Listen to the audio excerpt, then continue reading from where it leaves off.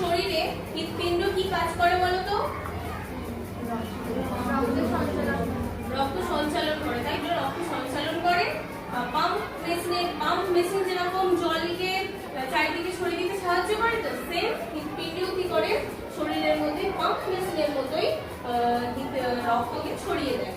আর রক্ত ফিল্টার করে হচ্ছে ফুসফুস। এবার কিভাবে সেটা করে?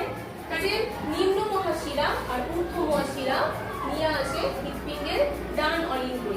আমরা জানি যে হৃৎপিণ্ডের 4টে প্রকোষ্ঠ আছে বা 4টে চেম্বার আছে।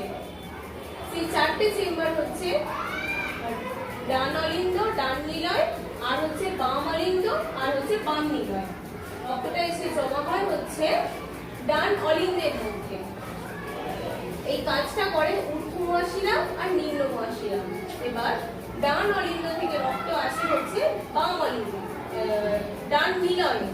ডান নিলয় আর ডান অলিন্দের মাঝে একটা দরজা আছে, তার নাম হচ্ছে ত্রিপত্র কপাটিকা।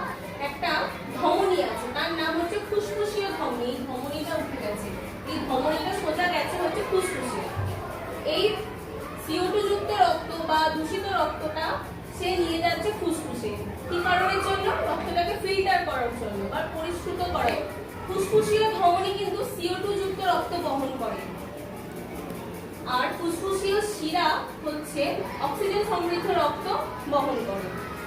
এবার ফুসফুসীয় ধমনী ফুসফুসে নিয়ে গেল, নিয়ে গিয়ে ওখানে ফুসফুসের রক্তটা ফিল্টার হচ্ছে। ফিল্টার হয়ে সে আবার হৃৎপিণ্ডে পাঠাবে, তো আবার ফেরত দিতে হবে আবার রক্তকে।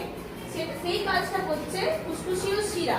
তখন রক্তটা অলিন্দ থেকে নিলয়েই আসবে, নিলয় থেকে অলিন্দে কিন্তু আবার ফেরত যাবে না। হচ্ছে কপাটিকা, ঠিক আছে? যেহেতু একদিকেই খুলছে। আর এবার বাম অলিন্দে রয়েছে মহাধমনী। এই মহাধমনীর মধ্য দিয়ে সারা শরীরে আমাদের রক্ত বা বিশুদ্ধ রক্ত ছড়িয়ে পড়ে। এটা দিয়েছি, এখানেও লিখেছি মহাধমনী। উপরের যে মহাধমনীটা আছে উপরের দিকে, মানে আমাদের বডির যে আপার পার্টসের যে অর্গান বলো বা সমস্ত জায়গায় রক্তকে সে ছড়িয়ে দেয়। আর নিচের দিকে যে মহাধমনী আছে বডির লোয়ার পার্টসের দিকে এই রক্তকে ছড়িয়ে দেয়। এই কাজটা একদম কন্টিনিউ হয়েই চলেছে। যদি এই কাজটা কোনো কারণে বন্ধ হয়ে যায়, কিন্তু আমাদের শরীরে বিভিন্ন ধরনের বা হৃৎপিণ্ডের বিভিন্ন ধরনের রোগের সৃষ্টি হয়। তখনই বুঝতে হবে যে আমাদের এই রক্ত সঞ্চালনের পথে কোথাও না কোথাও কোনো বাধা হয়ে দাঁড়িয়েছে।